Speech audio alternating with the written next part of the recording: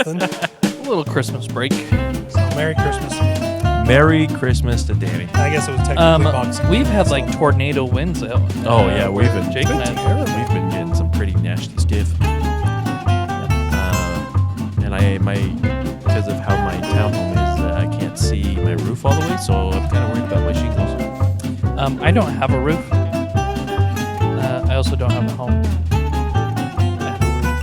Oh, You have we were just over there. That's a pretty spacious. I never had an apartment that big. To be honest, it's actually about the same size as Danny's upstairs. oh, shoot! About 1,200 square feet. I never had one that big. Nice. So, because this episode is coming out in New Year's, Oh, happy freaking New Year's! it is going to be New Year's. In like 2 or 3 days. Oh, is this our accountability time? No, we'll do the accountability later when I actually listen back to what we were supposed to be accountable for. I know I said something about a banjo. Oh, That oh you're yeah, supposed to I learn a missed piece this. of music. I'm supposed to be the person who was supposed to follow up Yep. So because I didn't make any goals. I got mine done, Danny. Did you? Well, your masters. Yeah, my master's right now. Danny, you have a week or a couple days. I mean, I have practiced banjo, and I can't play something that I'm not going to play it on air. yeah, And I'm guess not going what's to be moving on. taken out of this one? Thanks, everyone. You're welcome. Hey, let's get started. Hey, Charles Dickens. Dickens. Yep. There you go, Danny. We gave you plenty I- of things to remove. So Thank you. just so you get behind the scenes, Danny had to remove probably 10 minutes worth of stuff that I said because I think I got a little off topic. About 6 minutes worth. 6 minutes worth of me minutes saying worth of things. Josh going off topic. As Josh And it's- stated, he got bored of the topic after 15 minutes. And I'll say this, it's not like anything horrible, but we want to keep a relatively Family friendly. PG, and sometimes I go a little PG-13. We were on the cliff of PG-13, and Josh was jumping. I had jumped. Yes. So let's get started. Welcome to the Twaddling Along podcast. I am your host, Dan McBride, here with my brothers and co-hosts, one Joshua Dickens McBride. Oh, I thought you were going to say my name. I was like, you jerk. All right, Daniel. And Jacob McBride, no middle name given. It's been redacted, but has. hopefully by someone that actually knows how to redact papers. Now- Oh, political. Now for the...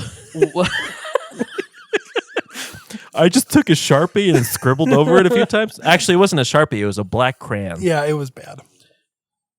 They did it in PDF and didn't save it, so people just took the PDF form and removed it. It was bad. Wait, what is this? Oh, we'll talk about this off air because this is PG-13. Josh is whispering to Jacob now. Josh is saying something. Jake doesn't What is know. it, boy? Is someone stuck in the well? Yes. Okay. I just said well like a well. Yep. A sea well, not a WELL well. Splash. This week on the Twaddling Along podcast. Splash. This week on the Twaddling Along podcast, I am in charge. Yay. Yay! It's actually going to be Oh. interesting. And it is the paranormal. It is. And I, as the new year is coming up, I've been kind of obsessed with time lately.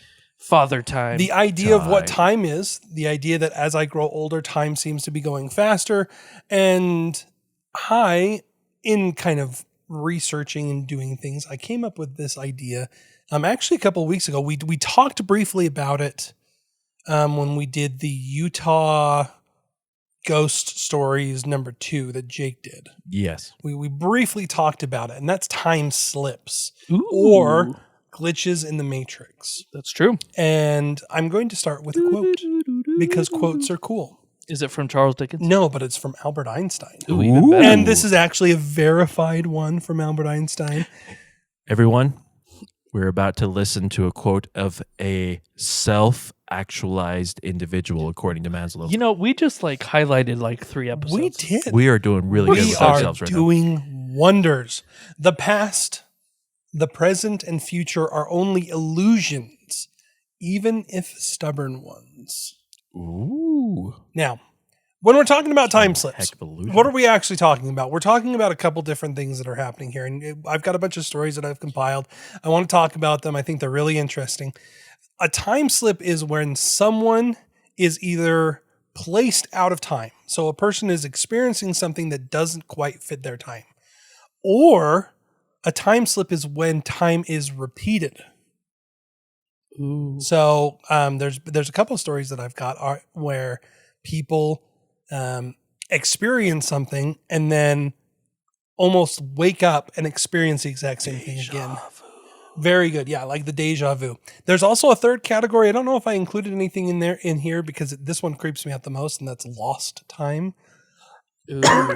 A lot of lost time Aliens. stuff has to do with aliens and stuff, and I didn't want to bring in too much of the creep factor and start talking about all of the esoteric weirdness, the high strangeness. I wanted to keep it really focused on these time slips. So for all you people who are like Dive. me who may not be have a high IQ, it's not just when your watch skips a minute. No. Or This is like Is it? this is where you Because that's are what I researched. I researched about how clocks are made and how the mechanic sometimes slips and it misses a minute. I listen to Switzerland. I just had a very funny memory come to mind. Oh, tell us. Time slip. Do you remember, Danny, when I can't remember if we were at grandparents or Bear Lake, you were in a place where there was a constant tick. It was grandparents It down was- in it was- St. George. Yeah, it was Grandpa It was and St. Grandma George. McBride. And Danny, instead of, and going over and being like, I should probably just turn this clock off, Danny said, I'm going to stick it in the fridge. So this is true. He's going to justify himself now. I 100% stuck it in the fridge. I did try to turn it off. You did. I did. There was no way to turn it off because it was a winding one. And so I tried to prop it up on one side so the thing wouldn't tick, but it had such a powerful spring that it still would tick. It just kept the things off. So yes, I did throw it in the fridge. It was really funny. The I next just morning, like to point out Danny was sleeping on an air mattress in their living room. And so that's why there was kind of like this clock. I was already overstimulated because it was like 97 degrees in the house. That's true. because Grandma and Grandpa never kept it Bless anything them. below 85 And it was degrees. literally torture. It was just Yeah. it's like the Edgar Allan Poe poem. Edgar Allan Poe Hey. poem. Do you realize that is the only scary story that has been told over a fire pit when I've been there? Is something similar where it's a drip. There was a clicking noise, and then a man No. stuck the clock in the fridge. No, Dun, dun, one of dun. my It's a telltale heart all over again. one of my scout leaders, Brian. Oh, we love Brian. We love Brian. Shout out to Brian. I don't know if he listens, but Brian, you're a good guy. Brian, if you are listening, This you know was who in you his are. backyard. Oh, that tells you it's a good story. But it was about a drip. That you can hear a drip while sleeping. And it was usually meant that someone was going to come and kill you. Well, It was the dripping no of one, blood. no one killed me that time, but I darn well almost killed everybody in the house. It was close. Now, this also came from a man who literally poked a moose in the butt with a stick and then had Yeah, to go Brian. hide in a Kaibo. That was Brian. So it was good times. Good He luck. also, we went to Classic Skating, a hotspot here in Utah, and they had tag on the skate circle, and he pulled out his disco moves from back in the day and whooped everyone's butt. Shout out to Brian. Brian, if you have a time slip story, and you might, because he's lived one of those lives, I would not be surprised if Brian comes out with like, oh yeah, no, there was one time I lost 76 hours and woke up in the Grand Canyon. So the very first incident I want to talk about is what's called the Moberly Jourdain incident. Say that again? Repeat. Moberly Jourdain. I don't think I can even say Moberly that. Jourdain. This is two British academics, Charlotte Ann Moberly and Eleanor Jourdain. This happened in 1901, and this is the first published kind of what we would consider to be a time slip. Charlotte Ann Moberly and Eleanor Jourdain, they were visiting the Palace of Versailles. And they were In France. Yes. And they were looking for Marie Antoinette's private retreat that was actually built in the Palace of Versailles, which is kind of out in the middle of a field. It's a small house. Marie Antoinette was kind of weird near the end, and she wanted to live a peasant life. Anyways, they claim that as they were walking, the atmosphere suddenly shifted, becoming heavy, oppressive, and dreamlike. And I want you guys to kind of focus on that, because the scary thing is that pops up a lot in these stories. This idea of atmosphere suddenly shifting, things feeling heavy, oppressive, and dreamlike. They explain it as if like the world became a painting. See, and I've heard, so it's either a painting, or I've heard people say it suddenly becomes almost like an old picture that has kind of the fuzzy edges. Yeah. That's so crazy. So they encountered several figures that were dressed as if they were in the 1700s. Including two official-looking men in green coats, and then they found this sinister, pockmarked man sitting by a kiosk. This is one of those weird things that it shows up in one of their stories, but not the other stories. Anyways, the climax of their experience occurred when they spotted a woman sketching on the grass. Moberly later identified her as Marie Antoinette, noting her light summer dress and distinctive features matched historical portraits. The woman claimed the landscape itself was glitched. Like buildings and path appeared where none existed in 1901. The trees looked flat and lifeless, as if they were part of a tapestry. When they eventually found a group of modern-day tourists, the heavy atmosphere almost vanished instantly. It was almost like they passed through some kind of strange aura, and they returned to their own time.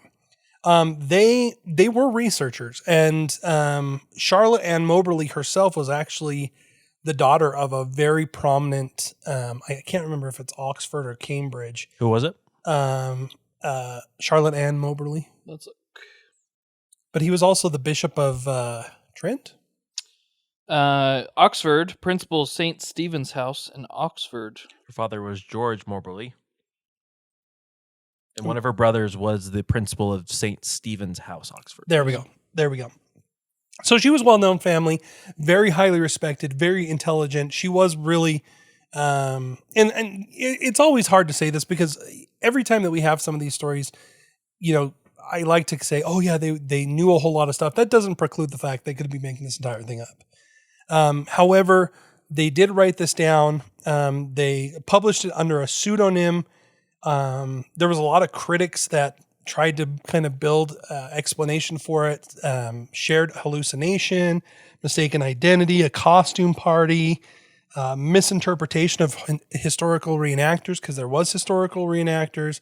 However, despite the theories, the incident remains kind of a cornerstone of what this time slip kind of lore is. It's frequently cited as the ultimate example of reality thinning between the past and the present. This idea that you can almost slip into the past. And it's creepy. Because when I first started looking into this, one of my thoughts was, this is like a modern day thing. Yeah. Oh, yeah. And I think it probably comes from the glitch in the Matrix, nomenclature coming from the Matrix movies. But no, this has been happening for a little while. And this is actually not even the oldest story. There's actually even older stories of people slipping and experiencing things in like Roman times and yada, yada, yada. So I don't know. It's weird. That is crazy, especially being able to describe the features of the certain people that they saw. Yep. Like one of the people that she claimed had an evil presence, they suggested that it was actually a certain man who was part of the royal court. And she confirmed that's who she saw by a painting. They brought a painting of this certain person, and sure enough. So, as with all things, keep a grain of salt. Throw it over your shoulder. Keep a grain of salt. Oh, wait, no, Let's try that again. Just keep View this with a grain of salt. Okay, There we go. That was terrible. I was kind of excited. Keep a grain of salt. Keep a grain of salt. Okay. This next one is actually something that is ongoing. It happens to a lot of people. It's called the Liverpool Bold Street Slips. You guys can look this up. Liverpool Bold Street Slips. This is the reason why this one is so famous is because so many people have reported weird things happening. It's spontaneous time travel. It's centered around an incredibly busy shopping thoroughfare in Liverpool, England. The most legendary report occurred in 1996 when an off-duty policeman named Frank was walking towards a bookstore, and what he described is a sudden dead silence, where things glitched as if he was falling through a painting. Oh, this is the crypt one. And then Spoilers. as he went to the street, as the modern pavement transformed into an old-fashioned cobblestone, he looked up and he saw the bookstore had vanished and was replaced with a 1950s era department store called Cripps, featuring window displays of vintage bags and umbrellas. What makes this really crazy is, Jake kind of mentioned it just ever so slightly, is that this store Cripps really was there. It existed. But it wasn't like a famous store. It wasn't something that someone would remember from their past. And it only survived for a very short time in the 1950s. It was a woman's fashion store. Yeah. He spotted a young woman in contemporary. The other thing that makes it really crazy is he wasn't alone in his experience. At least he's reported saying this. He spotted a young woman in contemporary 1990s clothing who appeared just as bewildered as he was. She was clutching a modern shopping bag while staring at the mid-century storefront. As Frank moved to enter the shop, the world once again shimmered and the street snapped back to the present day. Local historians, like I had just talked about, confirmed that the store named Cripps had indeed occupied the exact location. Oh, sorry, Jake. Kicking my headset. During the 1950s, lending to a startling layer of physical evidence to his claim. So I don't know if you have it in there, but what happened is that he opened the door and he had that thing, and he was opening the door to let that woman in, and the woman walked into the bookstore and said, "Wait a minute, I thought this was a fashion store." And that's what he was like, wait. So she actually saw the same thing as I saw. Now, do we know how old he was at the time? This was in the 90s, you said? Frank, he was an off-duty police officer. I think in the story it was like 40s is what I'm saying. So it would have been around the time that he was born. So probably little to no memory if he had lived there at the time. Yeah, and I don't think he did. It's really strongly in some of the stories that I've done, and this you can actually find on like Liverpool's tourist guide and everything. They were really proud of it. People just walk back and forth. He would have had no idea that this has happened. Now this is what's kind of crazy to me. Theories regarding the Bold Street glitches often focus on the area's unique geology and infrastructure. The street sits atop a bed of sandstone and quartz, which some paranormal researchers believed acts as a natural battery for psychic energy. Now, the reason that I find this very interesting, if you watch the original Ghostbusters, the building that is supposed to be a psychic battery made out of sandstone and quartz. Yeah. Anyways. Oh my gosh. While others point out to the underground rail lines as potential sort of electromagnetic interference, whether these slips are genuine fear, are tears in the fabric of space-time, or simply reoccurring urban legends, a lot of people still report it. Most of the time, it's not quite as, we'll say, dramatic as Frank's. It's mostly they're walking along and all of a sudden they'll see like a 1950s car, or they'll see like a 1930s like burnt out building, and it will just be for like a glimmer, and they'll look back and it's gone. But there is a lot of stories. I actually went on some of the forums and actually just kind of did a quick count. I ran a script, did a quick count of some of the stories. There's hundreds of these stories about this one street in Liverpool. So there's a thief that was chased down a nearby alley, and he found a newspaper, new one, dated as 1976. And the guard completely lost sight of him. Isn't that weird? Like he just kind of That's crazy. blipped and was gone. Time slips are funky. I don't know. I don't like them. It's the railroad underneath. Do you guys think, and I was going to give time for this later, but do you think there's something to the idea that with enough, I won't even call it psychic energy, but with enough energy, you really could kind of spare or tear the space-time continuum? Fabric of time? I mean, in modern day physics, time is not like a constant. Like time does fluctuate. You get close to something with a big enough gravity force, then time.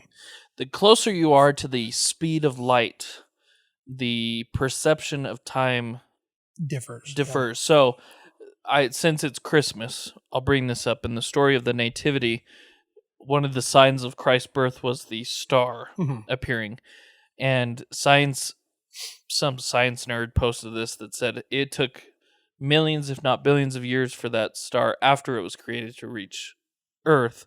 However, for the light itself that emitted from the star, it was instant.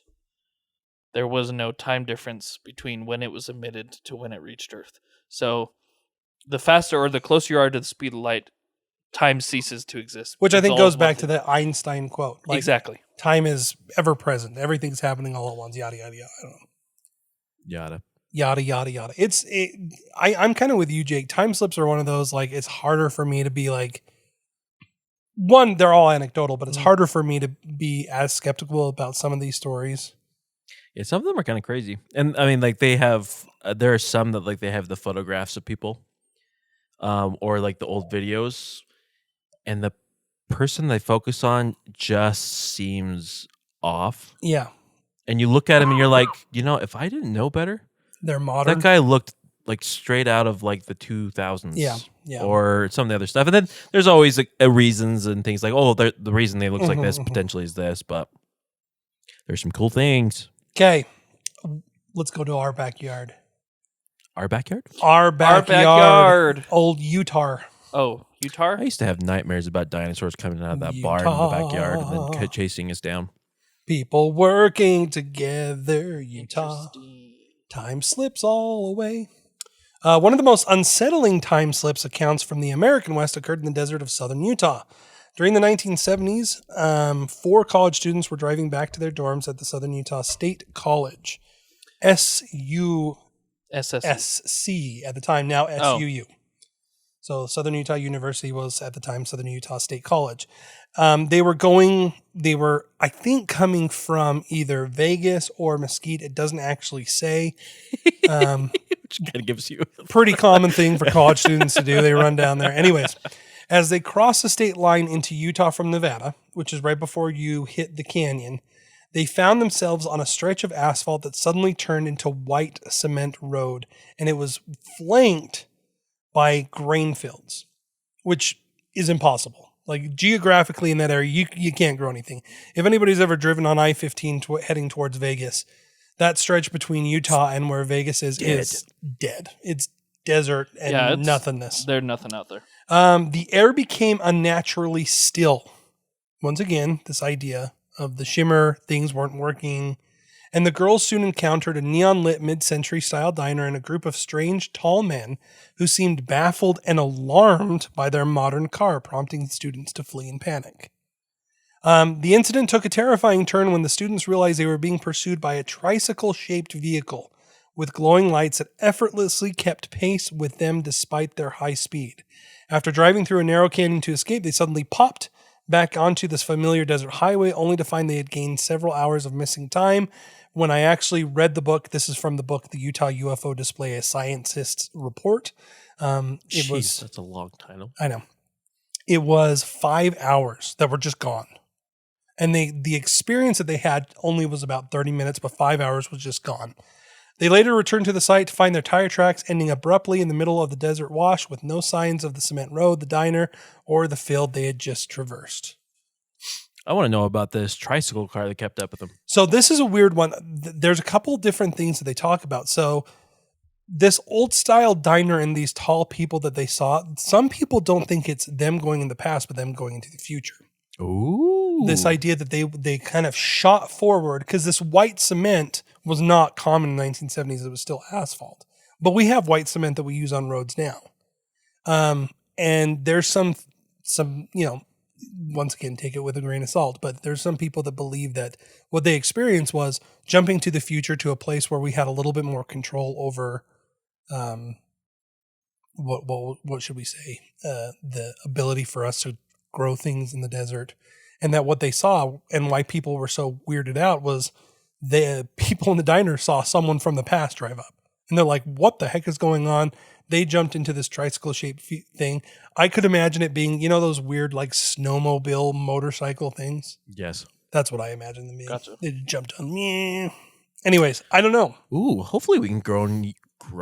I hope we can grow grain in southern Utah at some point. That'd be really cool. Creepiness. So another one from our backyard. This is also down, ironically, in St. George. This I took from Reddit. So thank you for whoever posted this on Reddit. She says, I've had plenty of time slips in my life. You know, times where the beginning and the end are way further apart and the middle can't be accounted for. Mostly it's like 10 minutes, you know, of me losing track of time because I've kept them to myself, blah, blah, blah, blah, blah. I love that she says this. And if I were speculating on something supernatural versus me just being crazy, well, I don't like my odds. So she's admitting she's a little kooky. Little crazy. This was different, though. This is multiple witnesses on the same story. It was New Year's Eve. My husband and 2 kids, 13 and 9, and I were staying in a motel in St. George. We planned to watch the fireworks from the balcony at midnight because we were in the city center and they'd be all around us. But this was hours away. The sun had just set and the sky was a misty purple. You know, I love St. George. I say that Yeah, the sunset. desert St. sunsets George are deserts. awesome. Oh, it's so wonderful. I was making dinner, happened to be sliders, which at the point were 20 minutes from being done. As I was setting up our plates, we started hearing fireworks. I checked my phone for the time, and it was a little after 7. The fireworks kept going off in the distance, and the kids were getting excited. They went out on the balcony to look and asked me to come out. I kept assuring them they were cool, but the real show started at midnight. I started to wonder myself after a while, though, because the fireworks just kept going more rapid than I started to wonder myself after a while, though. Oh, I'm sorry. The fireworks just kept going more rapid than I expected for 7 in the evening. I went outside and saw bursts of color exploding all over the sky. I marveled at it. It was 7. Why? What would midnight look like? Then I checked my phone again. It was 12:15. I couldn't tell you what I did after that. I was initially disappointed along with the kids and confused along with the kids, but the more we thought about it, the weirder it seemed. We'd all witnessed the sunset literally an hour earlier. I'd started dinner while I was still light out, and it was still hot and just barely ready. I've checked the time and did the math for them how long it would be while the sky was still purple and the fireworks just kept going. It went from 7 to midnight in a few minutes. I don't even have a wrap up for this. I don't know what to say. I'd blame it on my phone, like the clock being off, but then I can't explain midnight right after sunset. We're in Utah, not the Arctic Circle. Unless you're at the Arctic Circle in Utah. Yes, which is really good. It's got good kitty shakes. cone. Husband's work. My husband works overnight, so he's used to the time feeling weird, and that's just what he chalked it up to. Son took it in stride because he's young and time travel is his jam, and he just doesn't care.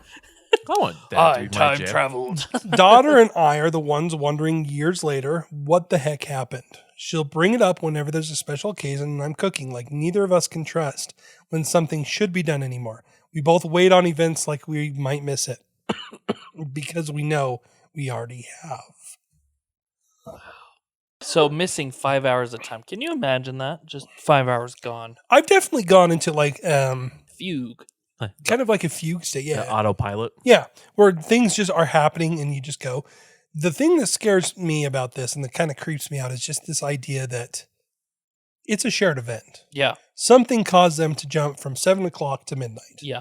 And the weirder thing is she checked her phone as the fireworks started and it was 7. And then she checked it a few minutes later and it was 12:15. And fireworks are still going now. And the food was still warm. In the state of Utah. The food time traveled with her. Ooh. That's creepy. In the state of Utah, I don't doubt that the fireworks were going from 7 o'clock to Yeah, I say- midnight. That is absolutely Because amen. Majority of us are like, I'm going to bed. Yeah. And that sounds like would a definitely military artillery field out here. And being where she was at, she says that she was in downtown St. George. I'm assuming she's probably near the Temple Block because that's Yeah. where things were. That is a pretty popular place. They have fireworks. Yeah, up on the bluffs, I have no doubt yeah. that they So, fire them off there. and I find it funny how nonplussed the husband was. The husband was just like, oh, yeah, no. Which means, does that mean he's just constantly like, oh yeah, no, 5 hours passed by? It's like, what are you doing at work, man? Well, I know that like my father-in-law and my brother-in-law used to work rotating shifts night and day. And there is this weird thing that happens to you where your time concept kind of goes away. And I remember my brother-in-law saying there were some times when he would be up in the mine and it would be like, oh yeah, there's a couple hours later.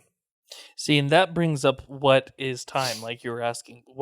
Yeah. What makes time? Is time just our orbiting of the sun? It's sun rotation. So if the sun were removed, would time exist? I don't know. We wouldn't. We'd be dead. That's We'd true. be dead very quickly.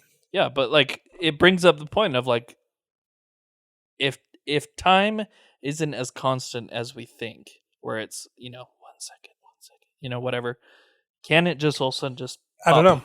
I don't know. It's really interesting to me because I mean the concept of time travel is all over the place Mhm. in science fiction.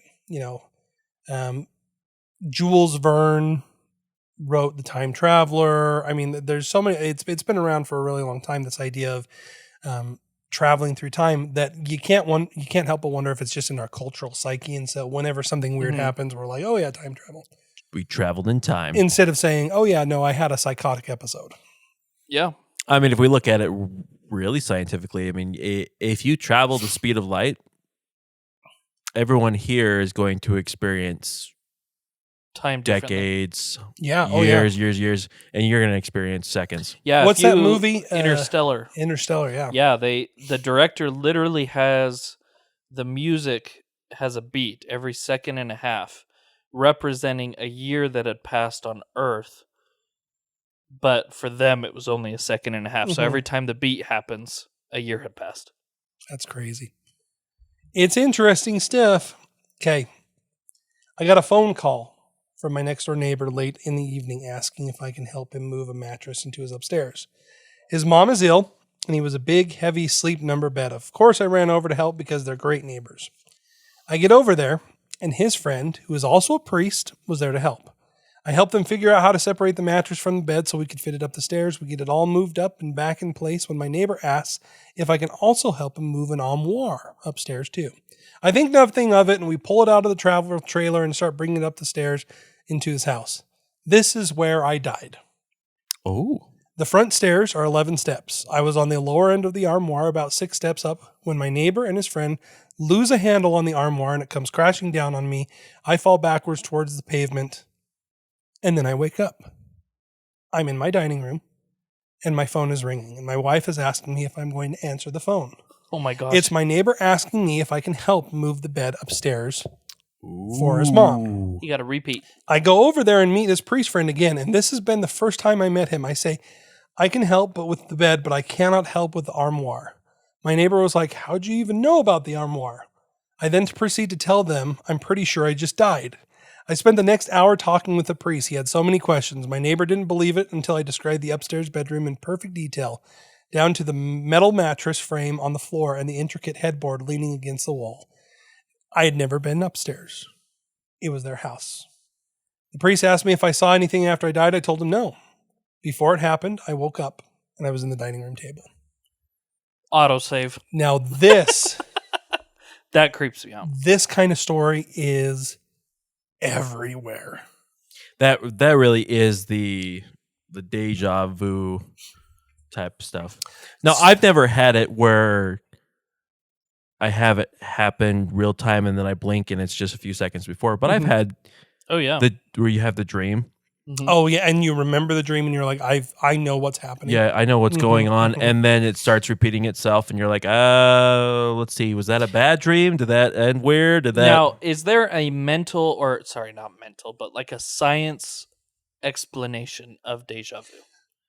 Or a theory, I should say, because it probably can't be proven necessarily. I want to say that there is. One of them is that your brain is deceptively better at making connections Gotcha. than your consciousness or your conscious brain is. So your subconscious brain, sorry. Yeah. Subconscious brain is better at making connections than your conscious brain. And so a lot of people say that deja vu is, oh, your subconscious already made connections and knows what's going to happen, and then it's just cluing in your conscious brain. Gotcha. So it's almost your brain is predicted Yeah, what well, is occurring. Another one is, and I'm reading here, is that some people say it's linking present experiences to past memories incorrectly. Oh. And it's often triggered by stress or fatigue, and it's where your brain or your healthy, your brain is giving a sign or trying to do something to have the healthy memory check, where it's like, okay, wait, is this actually going on? Is this Are we were here? we actually here? That so Interesting. So even the mind has to convince itself it hasn't time Yes. slipped. But there are so many stories on here that there's actually we'll call it a parapsychological explanation. yeah.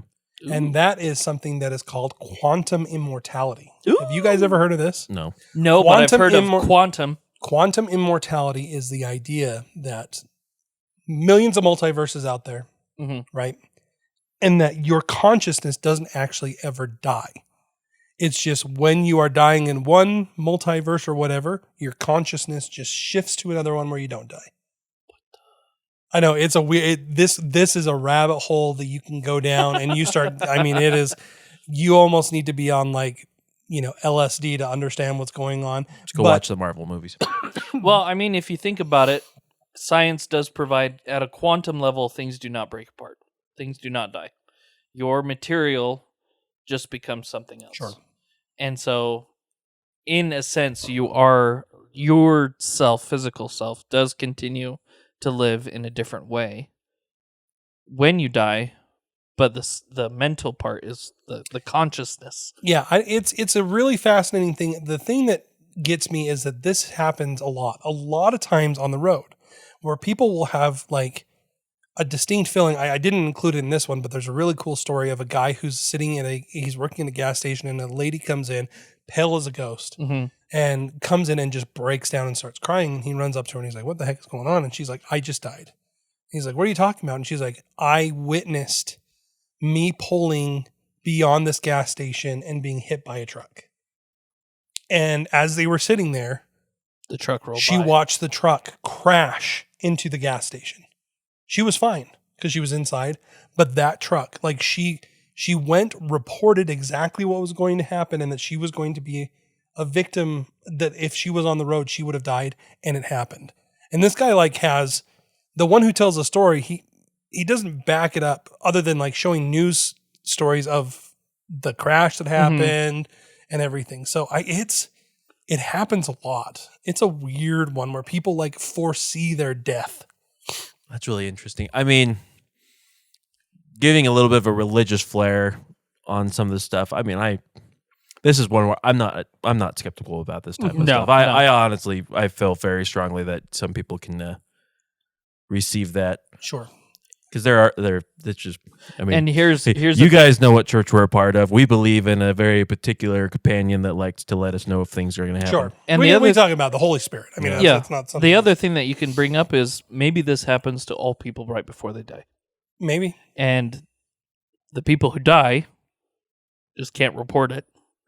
But the people who live, who actually have near death experiences, not that they not the near death experience phenomena, but actually escape their own death because they were warned. Yeah. Well, it's funny. I was listening to, I can't remember who I was listening to. It might have been even Neil deGrasse Tyson, but they were talking about how sometimes as your body is going through the death process, it shoots off an immense amount of signals to your brain. Mm-hmm.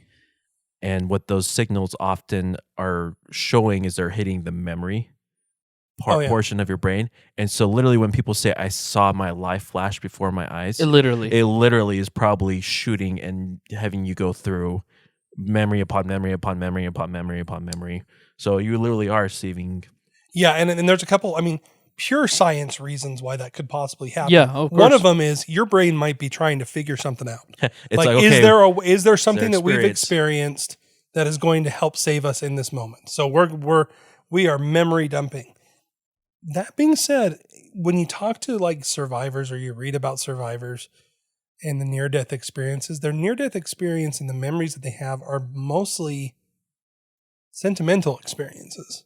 It's almost like your body's having compassion and trying to give you a peaceful experience. Yeah, I don't know. But then there's also the near-death experiences where, you have an outer body experience and can see things going on, where people can describe things that were occurring in another room down the hall and could be like, oh yeah, they said this and that, and then they review the footage of, hospitals, and it's like, That's word for word.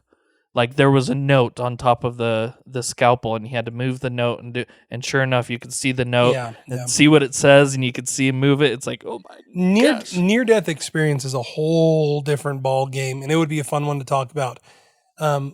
It's hard to talk about near death experience without bringing in a huge amount of our religion, especially with Josh and myself. We are. Oh, I am. You get us going on it, man. We're going to the scriptures. But I love it. I think that we'll probably go for it. Okay, another story. Yep. Happened about 7 or 8 years ago. My husband Chris and I were lying in bed one night watching TV. Shout out, Chris. When I caught something out of the corner of my eye, there was a child standing in the bedroom doorway. Thinking it was our son Connor, I nudged Chris and whispered, "Hey, look, I think Connor's trying to scare us." We watched in silence as the child toddled into the room, but we quickly realized something was wrong. This wasn't our son. The toddler had bouncing curls, a distinctive squish, squish sound to his diaper as he walked. He moved to the foot of our bed, tilted his head back, and then ducked down as if he were crouching. When we jumped up to look, the space was empty. He was just gone. I looked at Chris and asked, "Did we just see a ghost?" and then joked that if we ever had another baby with curls, we'd know he was just visiting us early. We laughed it off because we weren't even trying for another child, yada, yada, yada. And you can imagine what happened. Fast forward a few months later, I'm pregnant. 2 years after that, our new son Liam is toddling into the room with his head tilted back and his curls bouncing. It hit me like a bucket of ice water. It was the exact same child from that night. Well, Danny. Hold on. Oh, okay. To this day, Liam still visits me. Once while he was staying at my mom's, he appeared in my dream wearing a red shirt with his hair cut short, even though he'd left my house with long hair. When I picked him up the next day, his hair was shorn, and he was wearing the exact same red shirt. I asked him, "Hey, did you come and see Mommy in your dreams yesterday?" And he looked at me and said, "Of course." Oh, that's epic.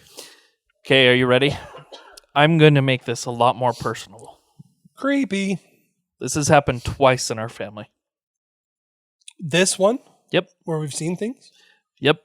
Tell us. To you exactly. To me exactly. Yep. I remember a time when you and your wife had 2 children. Yes. And you were loading them into the car. Uh-huh. And you reached back for a third. I don't remember that. That there was a third. You were going to reach back, and that's when you knew that you needed to have a third child.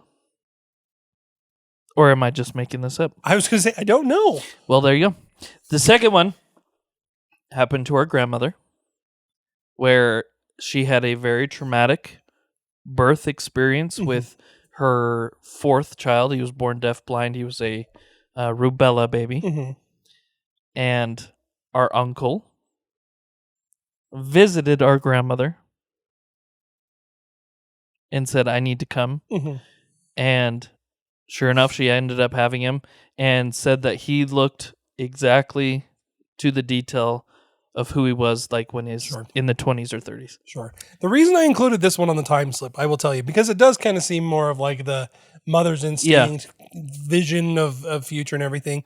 And the reason is because there are later comments where she talks about like this child saying and knowing things as if he'd gone back and watched things happen. So, do people have like a natural ability to slip through time and we just don't know it? I don't know. I had one where I had a dream where I was in my bed and all of a sudden I had a kid jump on me and yell, "Dad!" And I looked over and I had a wife. So I must have been, I think I was 14 at the time. So I had a wife. She had brown hair and she was facing the opposite direction. And I looked back up and then I woke up and I've had almost that exact same experience multiple times. Really? Yeah, where it's one of those that it's where it's now looking at it, and with my current experiences, that could correlation. I mean, a lot of people have brunette sure. hair or whatever, but there's been moments where it's just like every time it happens, it's like, whoa, this is deja vu type stuff. Where it's like, whoa, okay, that's crazy. See, that's weird. It's just the problem is it's easy to discount one story. It's hard to discount lots of stories. Yeah. And it's a shared experience. People have had exactly what Jake just talked about. Like they've had that experience again and again and again and again and again. Yeah. And you have to wonder, like, okay, are we seeing glimpses or are we actually seeing ourselves at that time? Do you know what I'm talking Yeah. about? Are we seeing a time slip? Are we experiencing a time slip where this is actually happening to us? Or is this our memory? Is this, I don't know. And I don't, who knows? Is our brains capable of pushing past time because time is just wearing on us, but our brain could be outside of the time? I don't know. Ooh. Or are we truly seeking to have an experience like that and unconsciously are Creating able to help ourselves achieve it? Oh, maybe. I've got one more.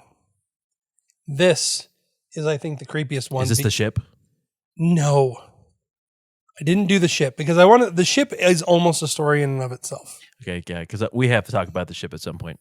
So just to explain what Jake is talking about, there is a whole ship that disappeared and then reappeared years later. Mm-hmm. And it's almost like it went through like it just jumped.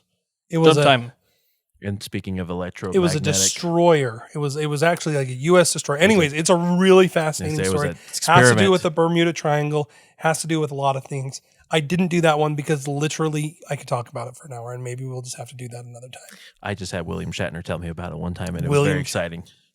William, come on our podcast and we'll relive it. Bill. Okay.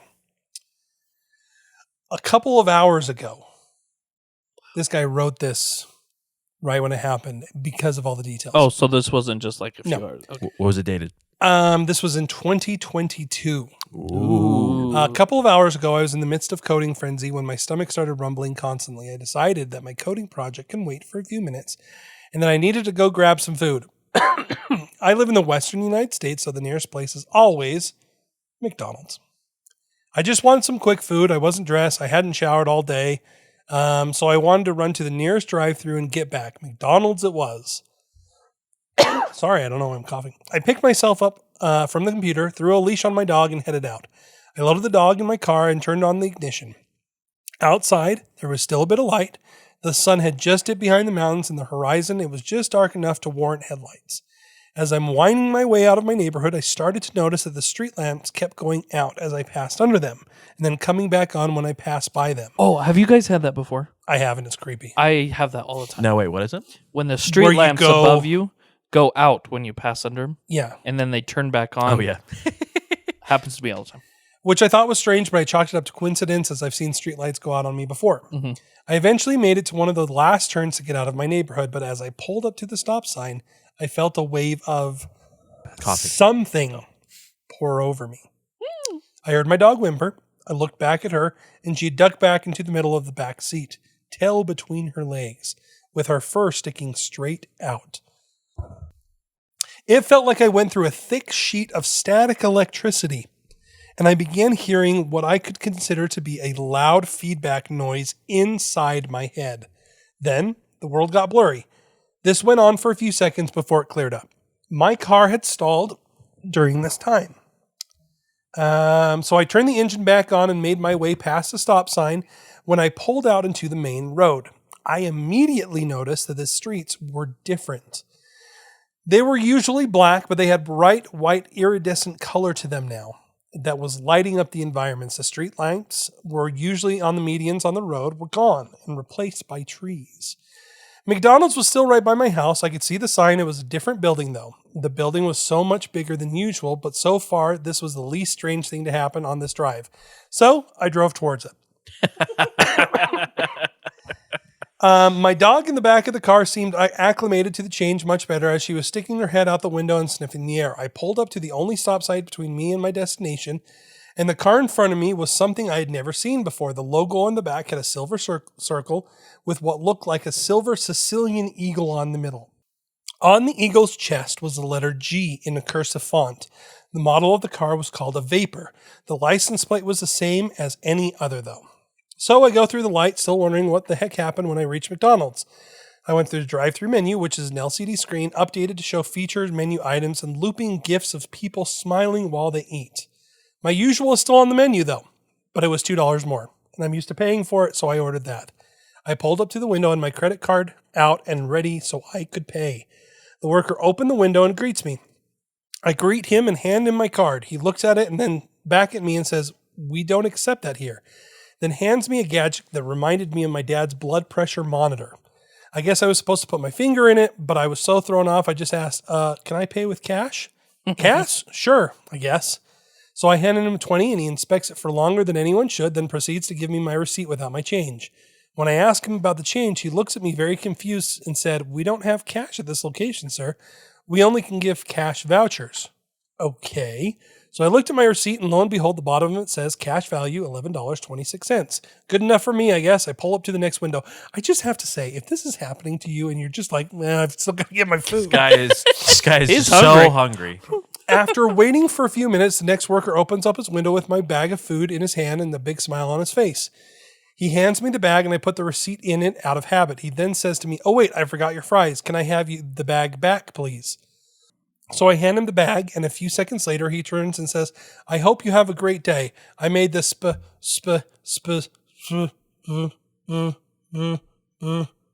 This went on for a few seconds. His face and body motions were moving and resetting like when you tilt an N64 game slightly out of the console. I didn't have time to be terrified during this moment because as this happened, I felt the wave of electricity come over me again. Just like the last time, I heard my dog whimper, and when I looked back, she was crouching in the back, her fur extended. And just like last time, I heard the loud feedback in my head.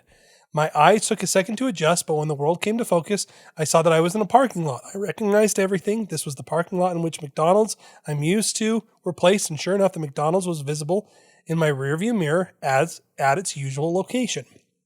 So I go through and buy food again.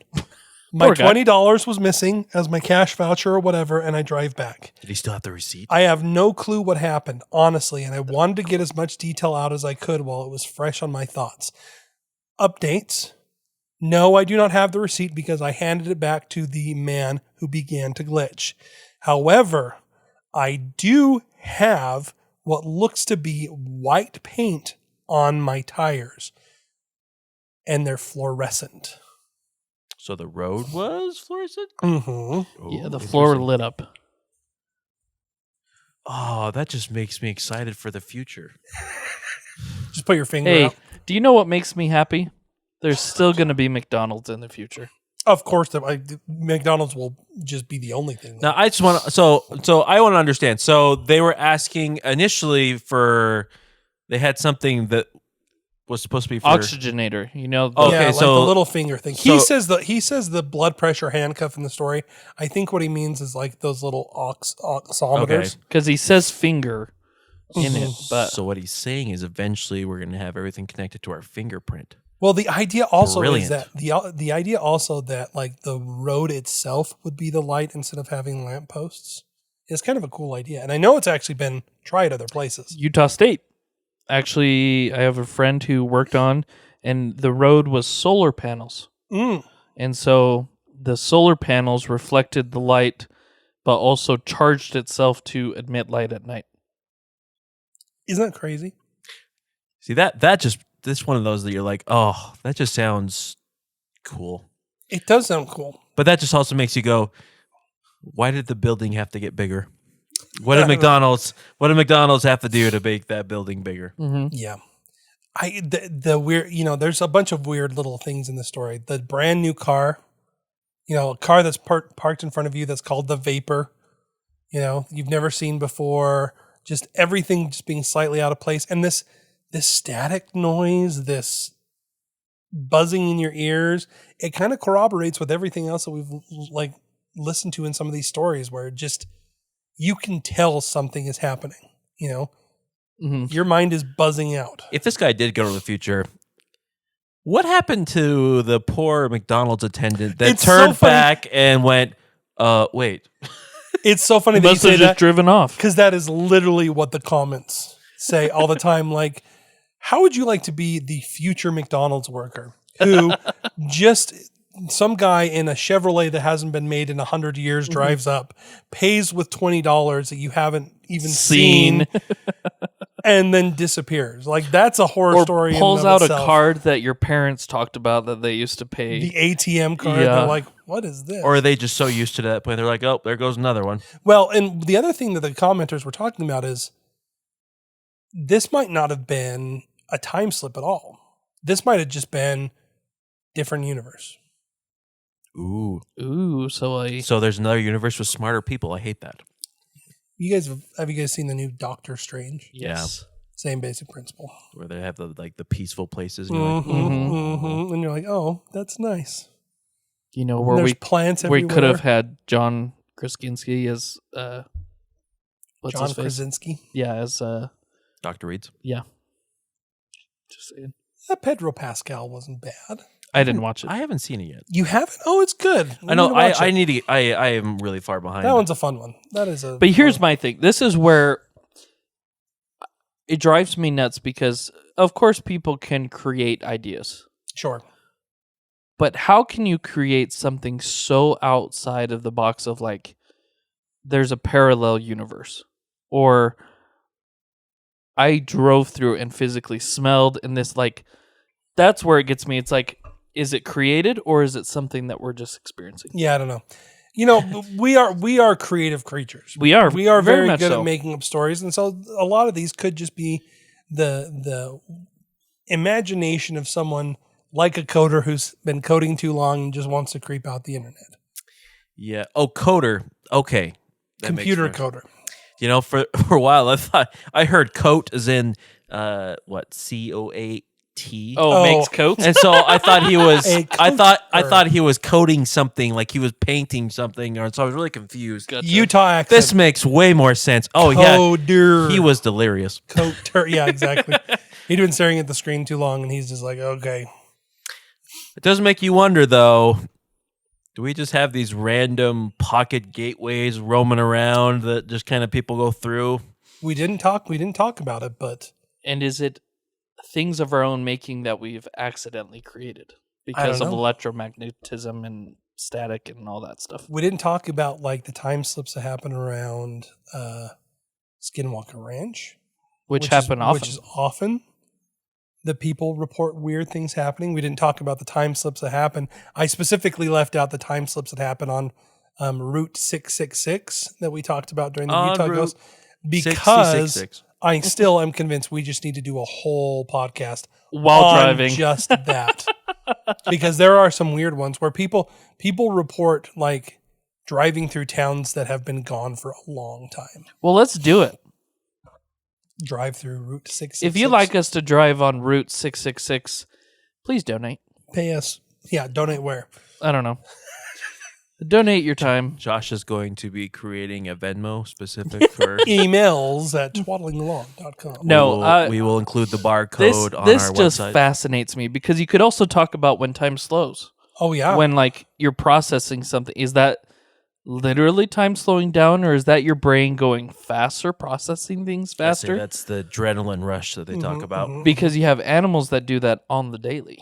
Yeah. And so like there's different things where it's like, is our brain actually so much more complicated and like out of our actual reach, you know? Yeah. The answer to that Yeah. is yes. Yeah. I think that in reading the stories, once again, I've just scratched the very surface of this. There are so many stories about these weird time slips where people are experiencing things like there was one person that experienced like getting married. They went through a month of being married to their significant other, talked about all the wonderful things that happened, and was like thrust back to the day of their wedding. And relived everything almost exactly the same and was conscious that they were reliving everything all the same. And you can say, okay, was that psychosis? Was that stress? Was that your brain playing tricks? But it's why would your brain be capable of doing that? Yeah, I don't know. So I mean, maybe the wedding portion would be kind of cool and the honeymoon and everything. But oh man, can you imagine if you're reliving a month's worth of work? And then you get shot back a month and have to You're relive like, that month's oh, worth of yeah, month that's- again. Yeah. Well, I bring up the book Lion, Witch, and the Wardrobe. Oh, sure. They lived in Narnia for how long, but then as soon as they came back to the Spare they were right back Which, to how terrible is that? You have You lived lived years. a lifetime. as a king, And you get kings sent and queens, and then you're just some World War II orphan But I mean, it talks about in the book that like all of the experiences kind of slowly faded from their minds and everything like that. So, I mean, there's just so many. There's such a strange concept of time, and I think that we're all conscious of it. We're all worried about time. You know, we're worried about time going too fast. We're worried about time going too slow when it comes to work. That we're always constantly kind of thinking about time without thinking about time. But the idea that time might not be as It's a solidified. social construct. It's a social construct. It's a conspiracy, man. It's conspiracy. I don't know. It was invented by those Samaritans, man. And it's been going on since then, dude. Nah, the Mayans, bro. They made a calendar. Where's the Babylonians? No, it'd be the Samaritans. They were the first ones. At least the first ones that did written language that we know of. I was right the first time, man. But there were pre-civilizations before then that we could talk about on a different podcast. Maybe. If we ever find out more about them. Yeah, governments have shut down the ability to research some of those. So Josh is a conspiracy theorist. The governments are trying to prevent you from knowing about Go Beckley, nothing, man. Noah's Ark does exist, but we can't go there, dang it. I'm just kidding. Or is it all a time slip? Maybe what we're seeing... Can you imagine going and then getting time slipped into Noah's time and being like, water! Man! Or the opposite. Noah's Ark just like lands in like downtown Salt Lake. And you're like, oh. Escorting out the animals. Pit stop! Noah comes out, tips you. Like a, what is it? Park it over there. A valet. All right, final thoughts. We're going to start with Joshua. Final thoughts. I believe Angels among us. there are angels among us. No, down to us. These always fascinate me because, and I'll just quote this, even though it's a religious reference, out of mouth of 2 or 3 witnesses is the word established. And so, like, the fact that there are so many people who don't, not necessarily just tell their story, but also have, like, backing up information. I'm an accountant, so I need, like, backup for, stuff. And they're everywhere, and some people have same experiences and stuff. It's like, I don't think this is... Yeah, it's really just weird. making up. There's something going on, and I want to have it happen. So, everyone, put your fist in the air with me. I'm out of the simulation. Did it work? No, it didn't work. I'm still here. You also didn't warn people to say that, so they're gonna have to like rewind and do it. Oh, sorry. Hey, Do it we'll a have few a time times. slip. Josh is going to be in bed, and all of a sudden, I wake up in this room. Welcome, Joshua. You have successfully completed.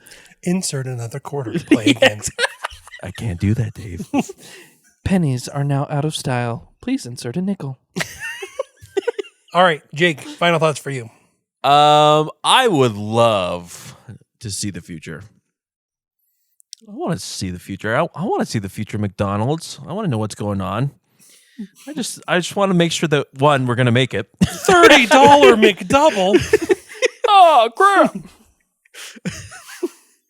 you want to supersize that? How much is that going to cost me? Wait a second. We wait. actually take Pause. brain cells. He said that his counter was $11, so whatever he bought was still just $9 because they gave him a 20. Yeah. So it's not that expensive. Everyone, there's hope. Everyone, McDonald's is still going to be relatively cheap in the next. What you 100 don't know years. is that's the dollar menu. It's like mutated meat that they're using. This is not cow. This is. Oh, it's people. Oh my gosh, it's people. Soylent Greenberger. Oh my gosh. Oh, but just imagine being able to do that. It would be cool to see the past, but I am much more of the person that I want to see what happens next. Mm-hmm. There's only a few actual events of the past I want to be present for. I just want to see where we're going. Yeah. Okay, if we're able to travel in time in the future, I will remember this moment and I will walk down these stairs right now. That's what is his name? Stephen Hawking did something like Nope. that. Sorry, everyone. To test time travelers, he held a party, but only sent out invitations after the party was done. So, Well, maybe who the wants- door's locked. but who wants to go to a party with Stephen Hawking?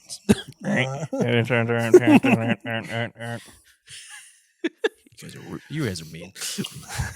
I would have gone. Final thoughts for me. Yes. It's creepy. It really is. I mean, this is one of the spookier things that I've listened to, only because, unlike ghosts and goblins, Wait a second. Wait, pause. You've listened to this podcast already? Dun, dun, dun.